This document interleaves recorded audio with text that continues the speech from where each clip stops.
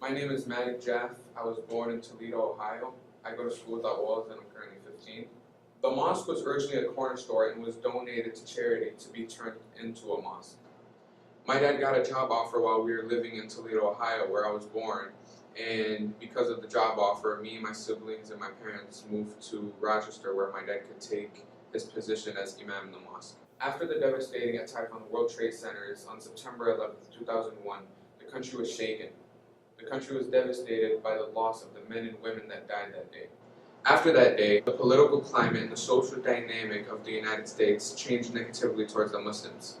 Muslims were looked at as terrorists in the minds of many Americans, and the crime rates spiked up after that day. Something that comes to my mind that happened at the mosque were shootings that we had at the front entrance of the mosque.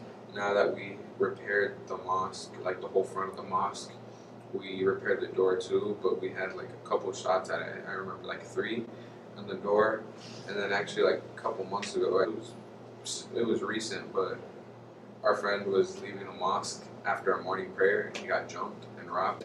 I hope to bring awareness to the hate crimes happening around Masjid As-Sunnah and to Muslim Americans across the country. In 2000, the percent of hate crimes against Muslim Americans was 2.1%. In 2001, following the tragic 9/11 attack, it raised to 26.2%. There is reason to believe that Trump's campaign in 2015 helped increase the percentages of hate crimes against the Muslim American community. Nasty little, I'll tell you, nasty people. He has a history of being disrespectful. Like I heard 2 women, he disrespects them, says bad stuff about them, touches them. And then Muslims, he says some bad stuff about Muslims, like how he wants to kick them out, stuff like that. And then Mexicans, how he wants to build the wall. So like in general, he has some problems. So I've been working on a project that I named Project Awareness.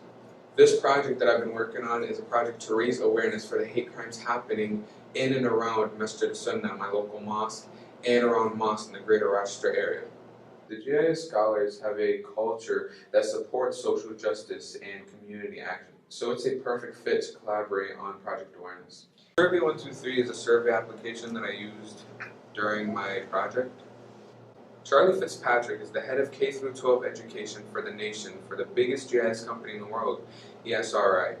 He came to visit us and trained me on how to use Survey 123 so that I could use it during my project. So I made a story map about my project, Project Awareness, where basically, I just went into detail about reasons and stuff that are happening that made me want to make the story map, or made me want to make the map. A story map is an application where basically you could put a map, but also a story with the map. So you could have topics and you could talk about different stuff and have like pictures or a map next to it that represent your topic. My app is interactive, so anybody who wants to view the map could view it and also add on to it. If you would like to contribute to expand Project Awareness, please email the GIS Scholars. Also, don't forget to follow us on Facebook and Instagram, #ProudToBeAScholar.